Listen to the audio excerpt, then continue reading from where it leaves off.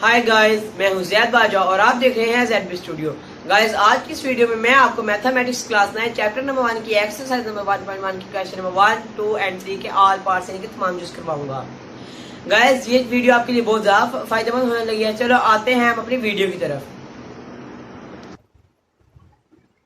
Hi guys, अब हमने इसमें क्वेश्चन नंबर 1 में हमने फाइंड करना है find the order of the following matrix, यानी हमने इन मैट्रिक्स का ऑर्डर फाइंड करना है। ये हमारे पास ये है मैट्रिक्स होती है किसी भी इन ब्रैकेट्स के अंदर कोई भी अल्फाज लिखे हों वो हमारे मैट्रिक्स होंगे। ये 1 2 3 4 नंबर हो या ABC के इस तरह के लेटर हो, ये हमारे सब आते हैं मैट्रिसेस के अंदर। ये हम जो मर्जी लिख सकते हैं।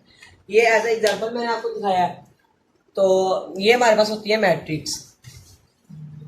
इस मैट्रिक्स को जब हमने सॉल्व करना है, इसका सबसे पहले हमने लिखना है सोल्यूशन। ये सोल्यूशन लिखने के बाद यहाँ पे हमने लिखना है a इज इक्वल टू उन्होंने बताया 2 3 -5 6। इसमें हमने इसकी बतानी है कितनी रोज है और कितने कॉलम है, नंबर ऑफ रोज कितने हैं और नंबर ऑफ कॉलम कितने हैं। ये हमारे नंबर ऑफ रो और नंबर ऑफ कॉलम बताने हैं हमने। इसमें हम कैसे पता लगेगा हमें कितनी रो है और कितने कॉलम है। हर मैट्रिक्स में, यानी कि जैसे हमारे पास इन्होंने दी हुई है 2 3 -5 एंड 6, ये हमारे पास एक मैट्रिक्स है। इसके अंदर जो से उन्होंने हमें ये दाद दिए हैं, ये 2 3 यानी कि इस तरह जो से होंगे हॉरिजॉन्टल जो से होंगे वो हमारे पास रो है, हॉरिजॉन्टल जो से हैं वो रोज हैं और इनसे ये वाले यानी कि वर्टिकल हैं वो हमारे पास कॉलम है। वर्टिकल हमारे पास कॉलम है। इस हमारे पास ये इस मैट्रिक्स में कितने रो और कितने कॉलम है। एक पहली ये रो है और दूसरी ये रो है। पहला ये 2 और -5 वाला कॉलम है, दूसरा 3 और 6 वाला है। यानी कि नंबर ऑफ 2 रोज भी हमारे पास 2 है और नंबर ऑफ कॉलम भी हमारे पास 2 है। यहाँ पे हम लिख रहे हैं order of matrix A. Order of matrix हमारे पास ये है, इसका नाम है ए। तो यहाँ पे खाली लिखेंगे order of A is equal to 2/2। इसी तरह अब हम इसके सेकंड क्वेश्चन की तरफ चलते हैं।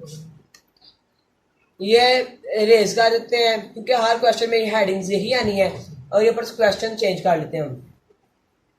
ये क्वेश्चन चेंज हो जाएगा। जब क्वेश्चन चेंज होगा ये हमारे पास सेकंड पार्ट है। ये सेकंड पार्ट है। इसमें उसने हमें दिया है b is equal to 2035। b is equal to 2035। इसका भी आंसर सेम आएगा क्योंकि इसमें भी उसने हमें 2 ही रोज दी हैं, एक ये और एक ये, और 2 ही कॉलम दिए हैं, एक ये और दूसरा ये।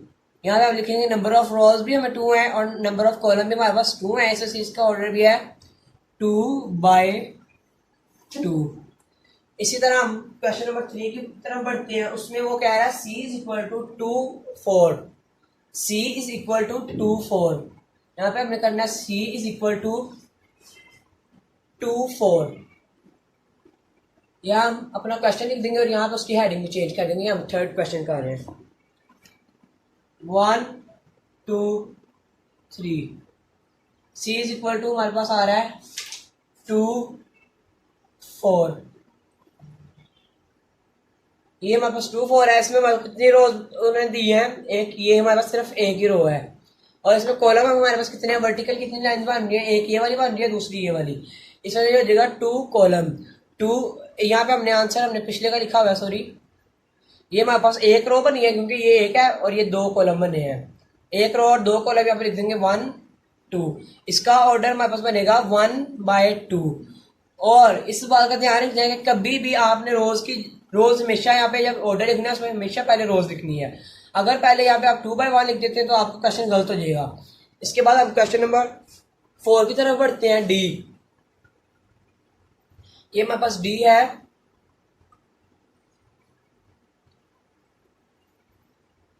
ये डी का ऑर्डर हमने बताना है। हमारे पास ये क्वेश्चन नंबर इसका पार्ट 4 है, वो डी है। वो कह रहा है D is equal to 406। D is equal to 4 0 और 6।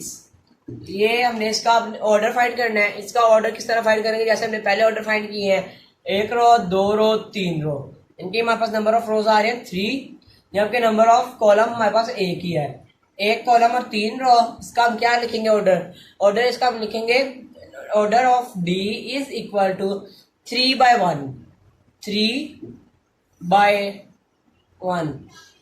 इस बात का खास ख्याल रखना है कि आप कहीं पे 1/3 ना लिख दें। अगर 1/3 लिखा तो आपका क्वेश्चन सारा गलत हो जाएगा। अब हमारे पास आ रहा है क्वेश्चन नंबर, इसका पार्ट 5 है, उसके अंदर वो हमें ई दे रहा है, ई इज इक्वल टू है उसमें, यानी कि हमने ई का ऑर्डर फाइंड करना है। ई का ऑर्डर फाइंड करना है, यहाँ पे हम ये रेस कर देंगे। इसमें अब हम लिखेंगे ई इज इक्वल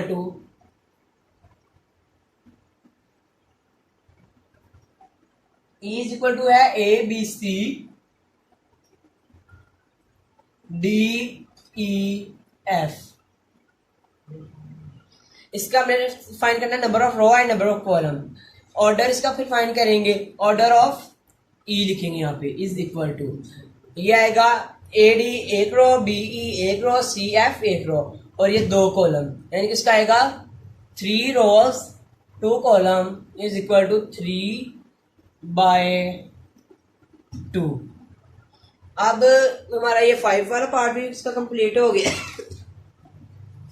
अब हमने इसका 6 पार्ट करना है।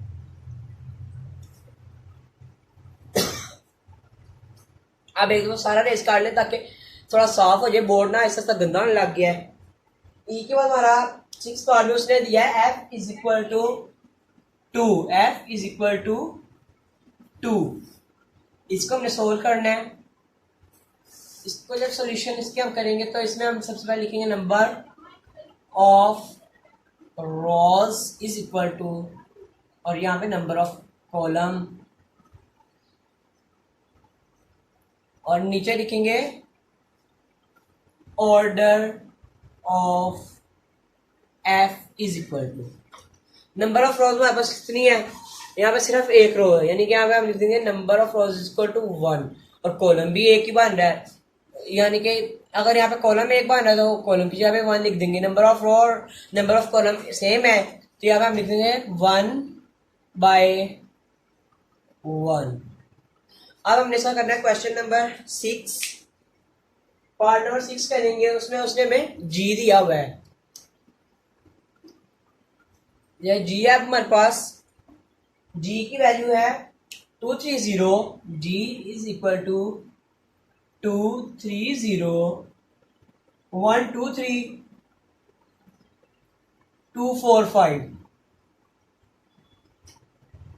ये हमारे पास जी की वैल्यू दी है। इसको जब हम इसका जब सोल्यूशन करेंगे, इसमें भी पिछले क्वेश्चंस की तरह यहाँ पे लिखेंगे नंबर ऑफ रोज, और यहाँ पे लिखेंगे नंबर ऑफ कॉलम्स। यहाँ पे लिख देंगे order of G. Order of G जब हमें फाइंड करना है, इसमें हमें जैसे कि हमने सब में क्वेश्चन में हमने देखा कितनी रोज है कितने कॉलम है, इसी तरह इसमें देखना है ये एक रो है, ये दूसरी रो है, ये तीसरी रो है, इसी तरह ये पहला कॉलम, ये दूसरा कॉलम, और ये तीसरा कॉलम। ये हम लिखेंगे, इसका रोज भी 3 है, इसके कॉलम भी 3 है, इसका हमारे पास ऑर्डर आ जाएगा 3/3। अब हमारे पास क्वेश्चन नंबर 8 है, उसमें उसने जी की जगह एच की वैल्यू फाइंड करने को कहा है। जब एच की वैल्यू फाइंड करेंगे, एच की वैल्यू फाइंड करने में उसने हमें एच की वैल्यू दी क्या है, सबसे पहले हमें पता नहीं चाहिए एच की वैल्यू क्या है। एच की वैल्यू उसने दी है 234,106। इसका हमने सोल्यूशन करना है। इसका जब हमने सोल्यूशन करना है तो इसमें भी हमने आल क्वेश्चन की तरह जैसे हमने सब क्वेश्चन किया उसी तरह हमने अब लिखना number of rows and number of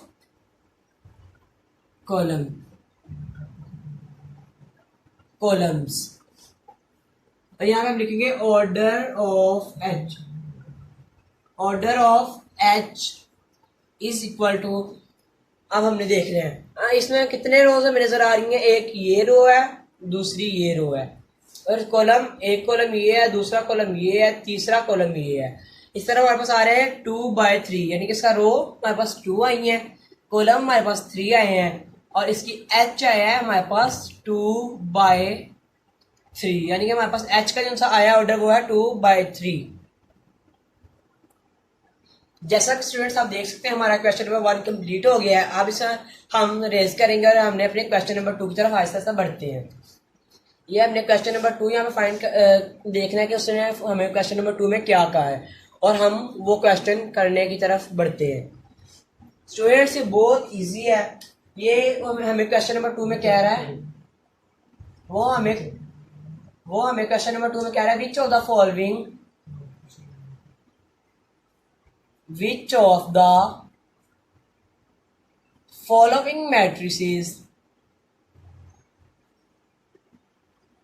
matrices are equal। This is are equal। ये क्वेश्चन बहुत बहुत बहुत ज्यादा इजी है।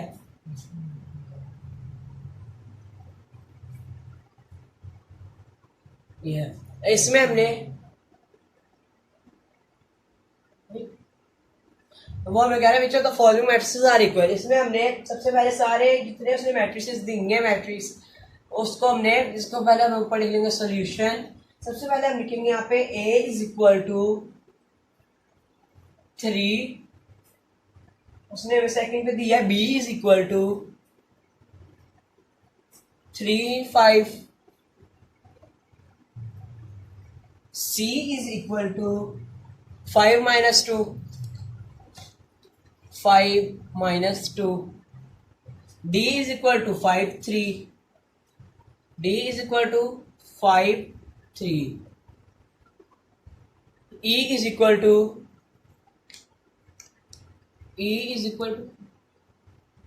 a 4 0 6 2, 4 0 6 2, f is equal to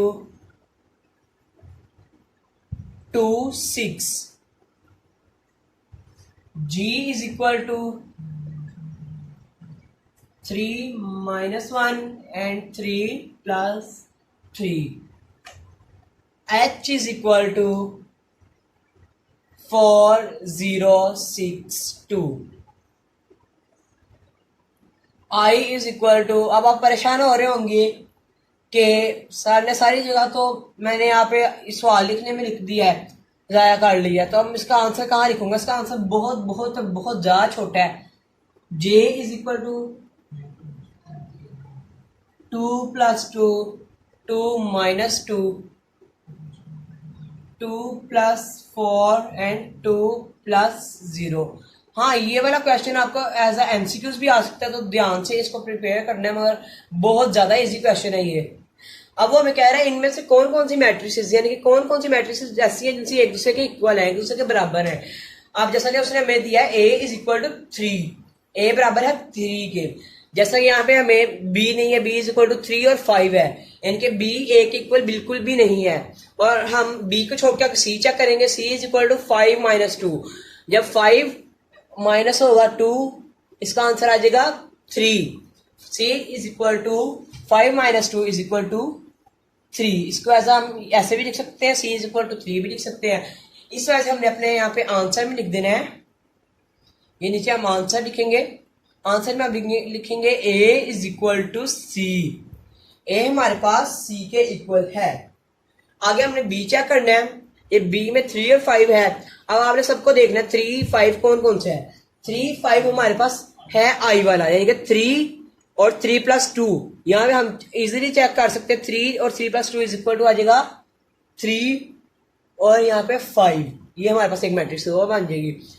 इसी तरह ये 3 और 3 + 2 इज इक्वल टू 3 5 हो रहा है, ये भी 3 5 हो रहा है। यहाँ पे हमने कोमा लगा देना है, या इसके नीचे या साथ जहाँ पे भी ऐसे कोमा लगा के लिख दें। b is equal to i, b is equal है i के। ये वाला क्वेश्चन बहुत ज्यादा इजी है। इसी तरह हमारे पास आगे है e, e हमारे पास किसके इक्वल है? e हमारे पास है 4062, 4062। ये इसी तरह बिल्कुल एच में भी उन्होंने यही लिखा हुआ है 4062 यही दिया हुआ है। तो हमें ये तो पता लग रहा है इज इक्वल टू 4062, मगर अभी आपने बाकी भी चेक करना है, यही नहीं कि एक इक्वल मिल गया तो नहीं बस छोड़ देना, नहीं बाकी भी देखो कोई बन रहा है, ये भी नहीं बन रहा, ये भी नहीं बन रहा, ये भी नहीं बन रहा, यहाँ देखें ये बन रहा है 2 + 2 4, 2 - 2 0, 2 + 4 6, 2 + 0 2, यानी कि 4 0 6 2, यानी कि ये तीनों इक्वल है। E is equal to H is equal to J, यानी कि यहाँ पे हम लिख सकते हैं E is equal to H is equal to J। आगे हमारे पास सिर्फ ये, अब हम क्वेश्चन नंबर 3 की तरफ बढ़ते हैं। ये हमारा क्वेश्चन नंबर 3 में से हमें क्या, find the values of A B C and D, find the values of A B C and D। उसने हमें इसमें दो मैट्रिसेस दी हैं इस तरह करके A + C, A + 2B C - 1 4D - 6 is equal to 0 - 7 3 2D।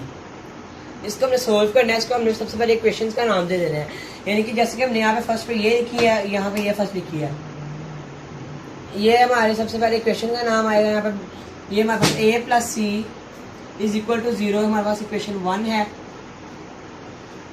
A + 2B is equal to -7 है, यहाँ पे हमारे पास इक्वेशन नंबर 2 है। C - 1 इज इक्वल टू 3 है, ये हमारे पास इक्वेशन नंबर 3 है।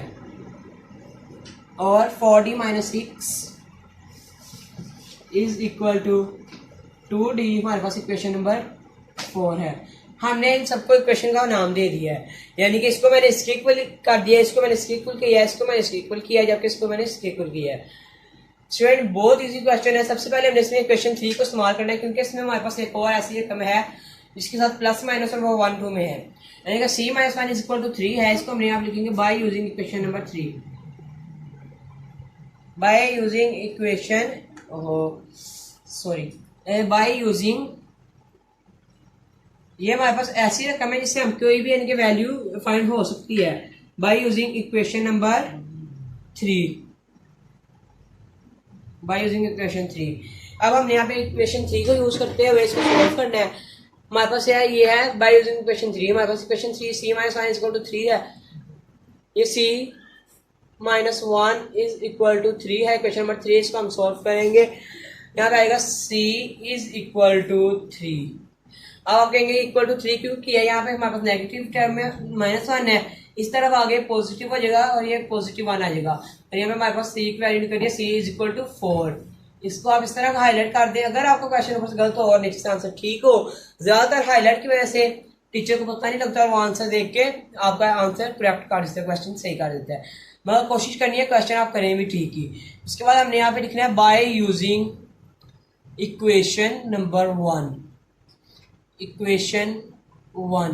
अब हमने यहाँ पे इक्वेशन 1 को यूज करना है, क्योंकि हमारे पास C की वैल्यू निकल गई है, यहाँ पे C है A + C is equal to 0। इसी तरह यानी कि हमारे पास C की वैल्यू निकल गया 4 है वो, तो यहाँ पे हम लिखेंगे A + C is equal to 0। यहाँ पे A + C की जगह आ जाएगा +4, क्योंकि C की वैल्यू हमने यहाँ पे क्या निकाली है 4। A + C is equal to 4 है, जबकि हमारे इज इक्वल टू हमारे पास 0, A + 4 इज इक्वल टू 0 आएगा। अब हमने इसको A को उस तरफ A इज इक्वल टू 0 +4 इस तरफ आकर जगह -4, A इज इक्वल टू -4। ये हमारी A की वैल्यू निकल गई है। बहुत बहुत ज्यादा इजी क्वेश्चन है। अब हमने यहाँ पे लिखना है बाय यूजिंग इक्वेशन